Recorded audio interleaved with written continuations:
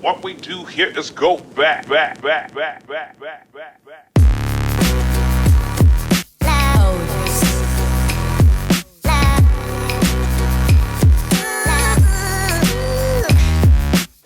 I'm starting off with my eyes, and I've already applied my eyeshadow primer, and that's the Urban Decay Primer Potion. This is the original one with no colour in it, and the reason I use that is just to prevent any creasing so that my shadow stays smooth all day long. Next I'm going to be using a base, and the difference with the base is that's going to give me a nice blank canvas to work on, and it's going to help the eyeshadows to pop colour wise. And it's just a yellow toned kind of beigey cream. And I'm just going to apply that with my ring finger. The warmth of your fingers will help any cream products to melt into the skin, and your ring finger applies the least amount of pressure, and that's good because the skin on your eyes is a lot more delicate than the skin on your face. So you can see it's kind of taken away a lot of the redness and the darkness that was on my eyelid, and I had some redness under my brow because I just kind of did some plucking. I'm also going to take a little bit of that underneath the eye, where I'm also going to be applying eyeshadow, and I want to get rid of that darkness under there as well. Just along the lash line, I'm not kind of concealing with it. This step is optional, but I like to use another base for my highlight to make it pop even more. So I'm using a white cream base. So I'm using the Milk Jumbo Pencil from NYX. And I'm popping that under my brow, mainly just under the arch, and then I'll blend it out. And in around the tear duct. And again, using my ring finger, I'm going to blend that out. I don't want to completely blend it away because I want it to be nice and bright. I just want to get rid of where the edges are. Next I'm going to set that with a base eyeshadow. For this I'm going to use WOS from the Naked Basics palette, and I'm going to take that on a fluffy brush. And that's just going all over just to set those creamy products. I'm then going to be highlighting the areas that I placed the white, and I'm going to use two colours for that from Inglot. I'm going to be using 395 and 35. 395 is a little bit more creamy and kind of golden in tone. 35 is then just a straight shimmery white. So 395 is going on first, it's a little bit more subtle. And then I'll be packing on 35 over the top of that to pop it a little bit more. And if you prefer to have a more subtle highlight, you can definitely go with a matte colour. Something that will be just as bright but not shimmery or frosty. So that is the 395 on its own. And then 35 over that. For the winged out shape of the eyeshadow, I'm going to be using the tape method. And if you haven't seen this before, it's basically just using Scotch tape or whatever kind of tape you have handy, and using that as like a stencil along the edge of the eye. So first I just place it onto the back of my hand and remove it just to get rid of most of the stickiness so it's not so tightly stuck onto my skin.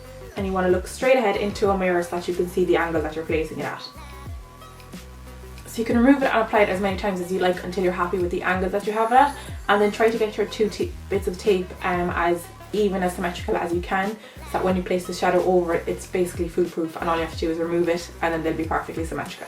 However, if they're not, that's totally okay. You can fix it up with some cotton buds and makeup remover. So back to my fluffy brush, I'm going to be taking a matte peach colour, and this is 314 from Inglot, and I'm going to be using that as kind of a transition colour. So that's going into my crease and blending upwards.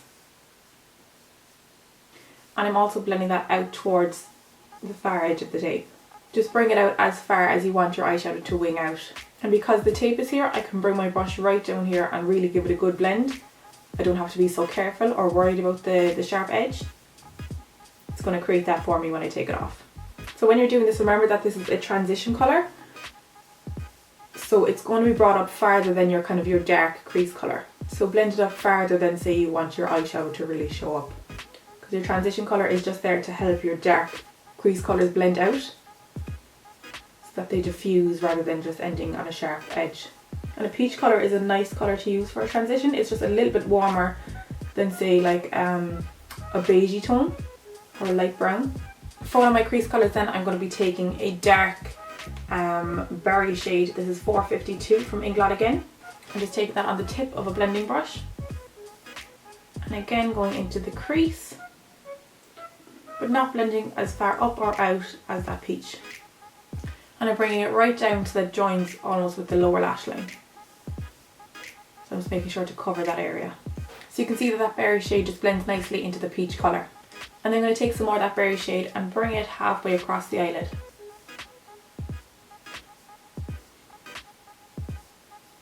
So I'm just leaving the inner half of the lid blank. Then taking a matte dark brown, this is 329 again from Inglot.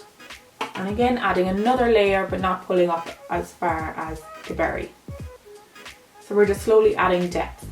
So it's just popping right into the fold of the crease. I'm not blending up so much, I'm just going back and forth. Sideways motions. So it's all these layers of colours that create a more polished result. You know, when you look at that at first glance, it might just look like kind of a dark berry colour, but when you look at it even closer, there's that peach around the edge, there's that depth in the socket. So it just gives it more dimension. So if you're trying to recreate a look from a picture, you know, something you saw in a magazine or on Instagram, really try and analyse all the different shades you can see, and that will help you create something more similar to the picture. With doing those things though, it is also important to realise that, you know, the person in the picture might have a different eye shape, a different face shape, different colouring, so makeup looks, even if they're the same, always look different on different people. Anyway, so we have that done and we've made it a little bit more smokier and added some more depth to the socket. I'm then going to move on to the lower lash line, and I'm going to take a flat top brush like this, and I'm taking the berry colour, the 4552 from Inglot, and I'm running that along the lower lash line, and I'm pulling it down a little bit further because I am going to be adding some darker colours, much like I did with the crease, and I just want that berry colour to peek through. I'm then going to take a matte black, and I'm going to use Crave from the Naked Basics palette on the same flat top brush, and I'm going to run that again along the lower lash line, just closer to the lash roots. And I'm keeping that line thicker on the outer corner. I'm going to make it thinner as I come to the inner corner. Just let it kind of fade out. And on this outer corner here, I'm going to let it meet the tape and just pull out along that very edge. So from there, I'm going to move to a pencil style brush, so it is shorter, more precise, and has a little bit of a point to it. And picking up some more black, I'm going to join that from the outer edge into the crease. And again, I'm keeping that nice and precise. I'm not going to blend it up. Now, so I have pulled out along the tape right here, and I want to join it to go straight into the crease here. I'm going to pick up some more black and just create that join. And I'm going to go back to my transition shades, so my berry, and I'm going to use that along the edge of that black, just to make sure I keep that gradient of like the black and brown, and then the berry, and then the peach. So I'm just giving that brush a little bit of a wipe on a tissue and take a little bit more of the peach, and then run that just along the edge of that berry. So I want to keep them peeking through all the way along above the darker shades. So once you've got that done, I'm going to take a little bit more of that berry and just top up the colour that I had on the eyelid. Sometimes the lid colour can get kind of blended away when you're blending out the crease so much. I'm going to go back to my bullet brush, take a little bit more of the black, and just start shading in from the very outer corner to create more depth on the corner of the lid. And so it blends into the rest of the black we have here. And then I'm going to take this shade right here, number 31 from Inglot, on a flat shadow brush. It's kind of a shimmery, pinky, beigey, goldy kind of a colour. It's a bit of a mixture. And apply that to the rest of the eyelid. Fill in that gap and make sure that it just softly blends into that berry colour. I'm then going to be placing some glitter over that shadow, and I'm going to be using this diamond powder from Makeup Forever. And as a base for that glitter, I'm going to be using Too Faced glitter glue. So I've placed some of that glitter glue on the back of my hand, and I'm going to be using a small flat synthetic brush. And I'm just going to pat that on where I want the glitter. So that shadow underneath just acted as a base, so that I don't have to completely coat that area in glitter, that if there is little gaps, it won't just be skin underneath. And then picking up some of that diamond powder, I'm just pressing that on top.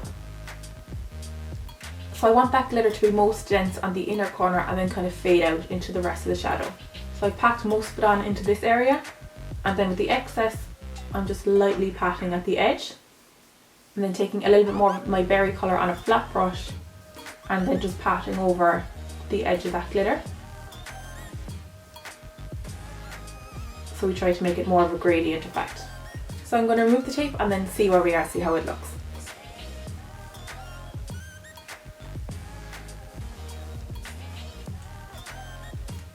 So as you can see, it's immediately given me that sharp, straight effect. Next, I'm just going to take a cotton bud and a little bit of a water-based makeup remover. This one is from Simple. I like it because it doesn't leave any residue. And just where the shadow came down a little bit too far against the tape and it created a little bit of a line down here, I'm going to remove that. It's just a small thing, but it just perfects it a little bit. At this point, if you find that you're unhappy with the angle of either or both of the eyeshadow, you could take a little bit of that cotton bud and remover and just wipe it along the edge and sharpen it up a little bit more or change the angle of it. So I'm just smoking out my lower lash line a little bit more, mainly just in the outer half. So next I'm going to be adding some eyeliner, and on the top I'm going to be using this Physicians Formula Eye Booster pen. And I'm keeping it nice and thin on the inner corner.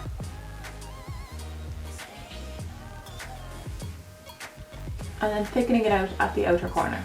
I'm then going to take a pencil on the inner waterline of the eye, and I'm using Urban Decay's 24/7 pencil in Perversion. You could also use gel for the top and waterline. I just don't have one to hand at this moment. I'm then going to tightline the top waterline. So I'm just going to curl my lashes and apply mascara.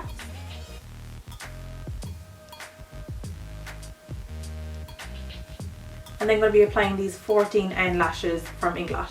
From there, I'm also going to finish off my brows and the rest of my face, and I'm going to be doing that basically the same way I did in my previous video. So I will have that linked down below in the description bar. I'll also have a link to my blog where I'll have a blog post about this look with a full product list for everything I used.